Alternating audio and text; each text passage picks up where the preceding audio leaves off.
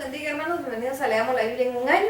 Seguimos la lectura aquí en esta parte intertestamentaria, donde está narrado según investigaciones. Como ya dijimos, esto no es la lectura de la palabra, sino que son las situaciones que pasaron en el tiempo intertestamentario, que fueron más o menos 400 años de silencio profético. Y aquí nos cuenta más o menos históricamente lo que pasó en esos 400 años para que tengamos el conocimiento y poder ingresar a la lectura del Nuevo Testamento sabiendo qué pasó en este tiempo. Y en este tiempo se da la escritura de los libros apócrifos, que es lo que vamos a leer, de la página 1141 a 1145. Dice así: el registro histórico del Antiguo Testamento, tal como está dividido actualmente, está compuesto por 39 escritos diferentes. En la presentación que se ha hecho hasta ahora, el contenido de estos escritos ha sido integrado en una narrativa continua organizada en el mayor grado posible, en el orden cronológico en que sucedieron los hechos. Los acontecimientos van desde el periodo de la creación hasta aproximadamente el año 425 a.C.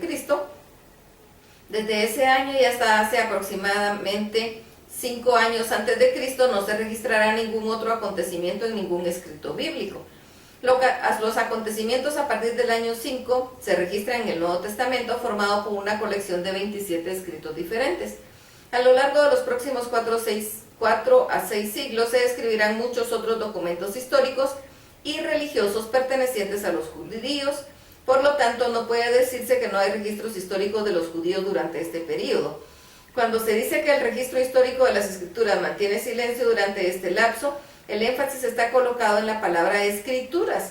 Los así llamados escritos apócrifos u ocultos de este periodo no son aceptados como parte de las escrituras por todos los creyentes. Saltando varios siglos hacia adelante, la inclusión de estos escritos comenzará con la versión griega del Antiguo Testamento, la Septuaginta, que tendrá un amplio uso en el siglo I. Luego se adoptarán los apócrifos como parte de la Vulgata latina, compilada por Jerónimo en el año 400 después de Cristo. En las primeras versiones griegas y latinas, los escritos apócrifos están intercalados entre los otros escritos del Antiguo Testamento. En su Biblia alemana, en 1534, Lutero los compila en un suplemento unificado y los presentará al final del Antiguo Testamento. En opinión de quienes rechazan su inclusión en el canon bíblico, los escritos apócrifos no pasan la prueba de tener su origen en la inspiración divina. Los apócrifos nunca se incluyen en el Antiguo Testamento hebreo y los judíos no aceptan estos escritos como parte de las escrituras aprobadas. De hecho, los manuscritos hebreos de la mayoría de los escritos apócrifos ni siquiera se han encontrado. Quizás sea significativo que varios de los escritos reflejen nociones de misticismo y demoniología que al parecer pueden rastrearse en las influencias persas durante la dispersión judía, y que son sin discusión alguna incoherentes con las creencias judías o con las prácticas posteriores y las creencias cristianas. A pesar de la falta actual de credibilidad entre el gran segmento de creyentes, estos disputados escritos son generalmente de naturaleza moral y presentan un discernimiento sobre la parte de la historia, las costumbres y los desarrollos religiosos de los judíos. Durante este periodo interesante, los siguientes 14 escritos resumidos brevemente aquí comprenden los así llamados apócrifos. Si bien la mayoría de ellos surge entre el año 300 a.C. y el 100 después de Cristo, varios hacen referencia a momentos anteriores y suponen contextos históricos específicos. Primero, Esdras.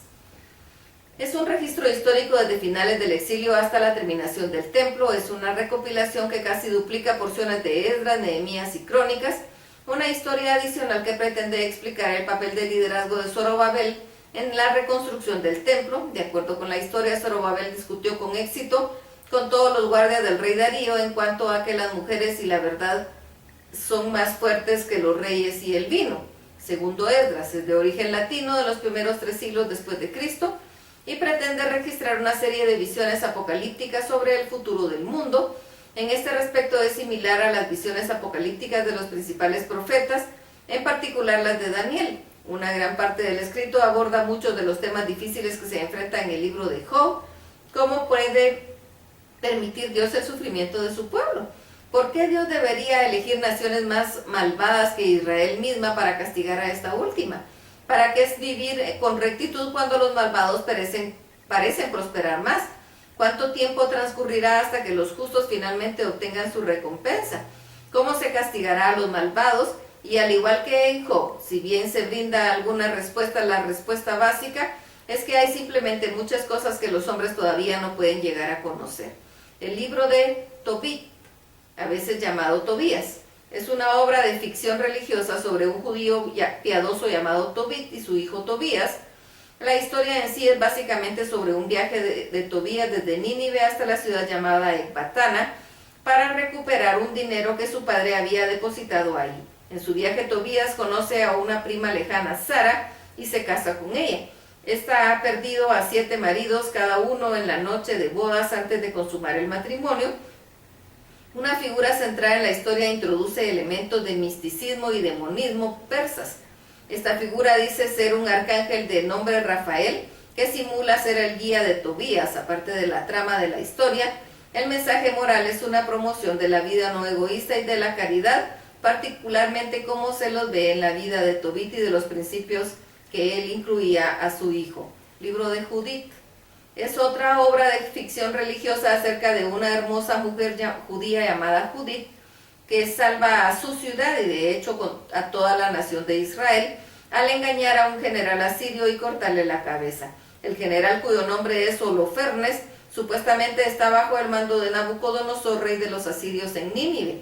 Ese evidente error histórico solo confirma aún más la naturaleza de ficción del cuento y atrae la atención más claramente respecto del aparente propósito del autor en escribirlo. Ese propósito parece ser la promoción de una estricta observancia de la ley judía, en particular las leyes ceremoniales y dietéticas. La historia bien puede ser producto de los fariseos judíos, que serán descritos en la narrativa siguiente.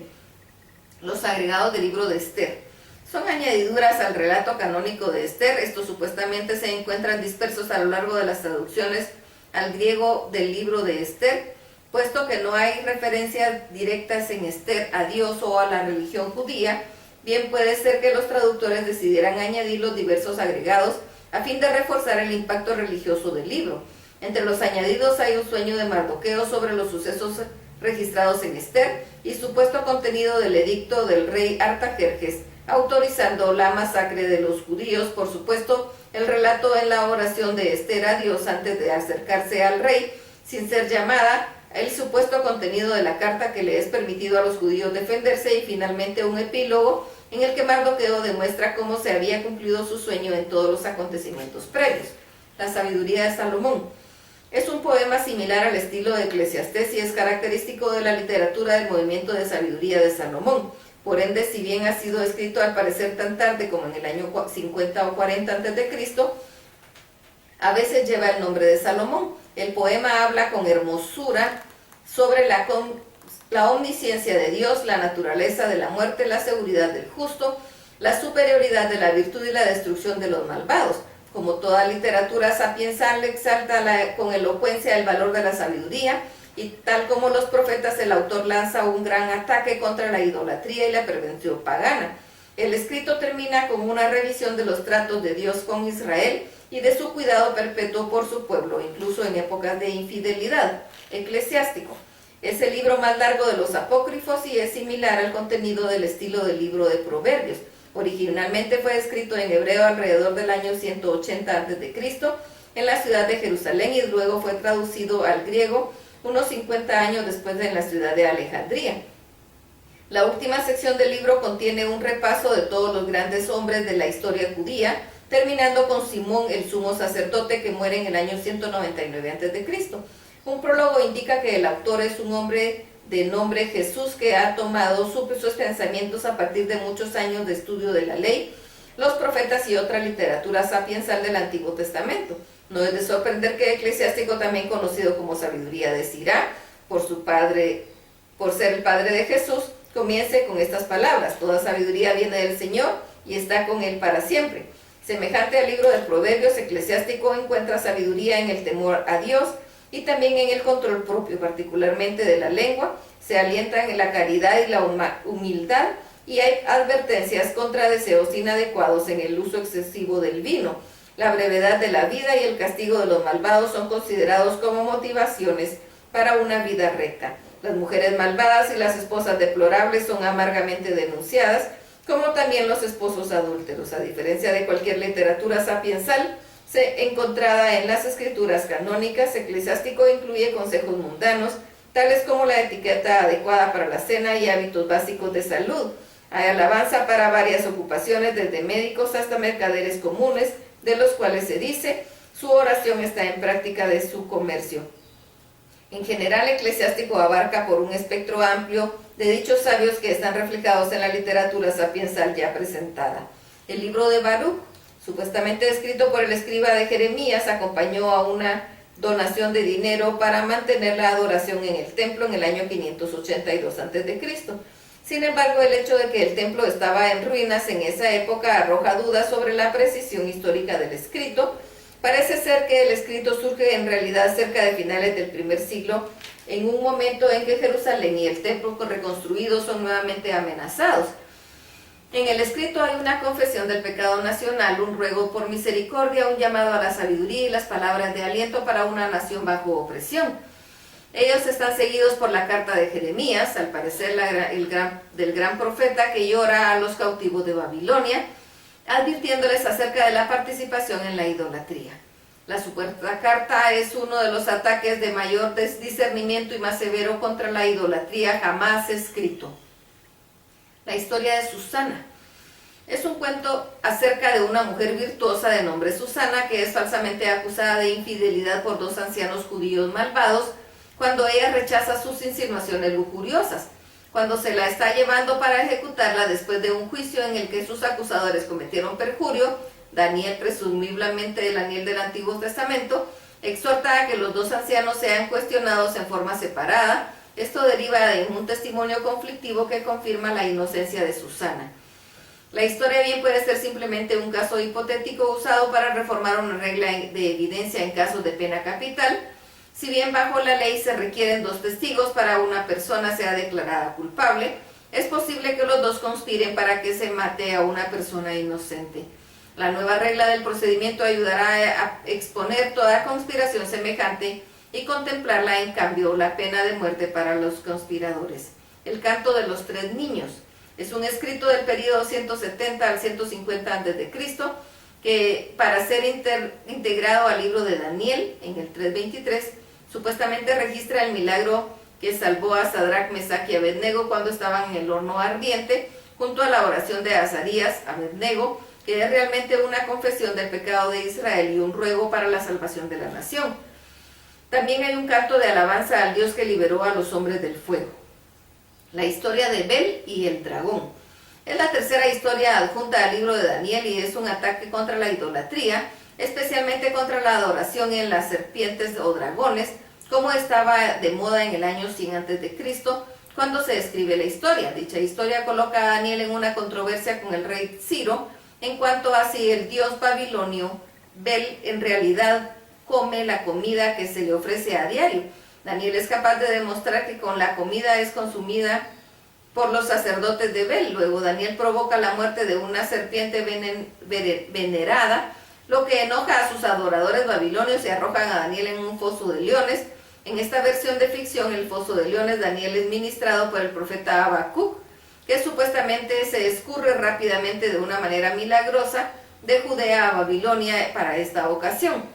La oración de Manasés es un ejemplo breve pero excelente de una oración piadosa penitente, tal vez de origen fariseo. El primer libro de los Macabeos contiene la historia del pueblo hebreo en Judea en el periodo que va del año 175 al 132 a.C. Detalla gran parte de la historia que aparecerá en forma resumida en una narrativa posterior. Los reyes principales del periodo, los Seleucidas en Siria y los Ptolomeos en Egipto, son vistos en una lucha alternada con los judíos atrapados en medio. Se hace referencia a un poder romano posterior, pero durante este periodo no hay gobierno romano que afecte a Judea. El relato histórico comienza básicamente con el rey Seleucida Antíoco Epífanes, que trae una gran persecución contra los judíos y su religión. La reacción militante proviene de esos judíos que preferirían morir a ver la ley suprimida. Estos judíos son conducidos batalla tras batalla durante varias décadas por un hombre llamado Matatías y 3 de sus hijos.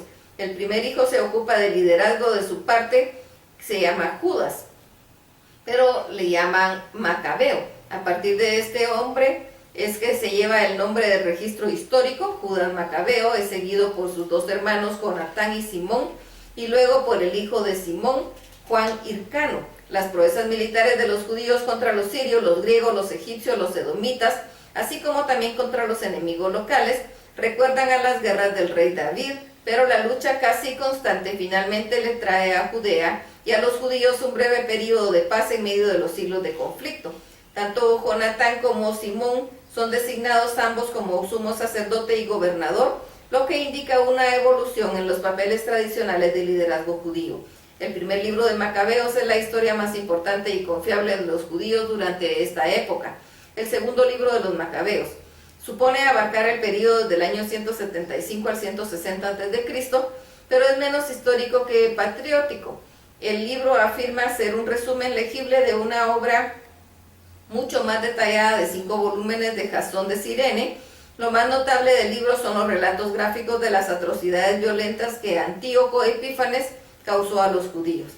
A partir de estos escritos y de los registros históricos de otras naciones durante los siguientes 4 siglos, pueden juntarse las piezas de parte del desarrollo continuo de los judíos como nación y como pueblo disperso. Hasta aquí la lectura. Dios los bendiga.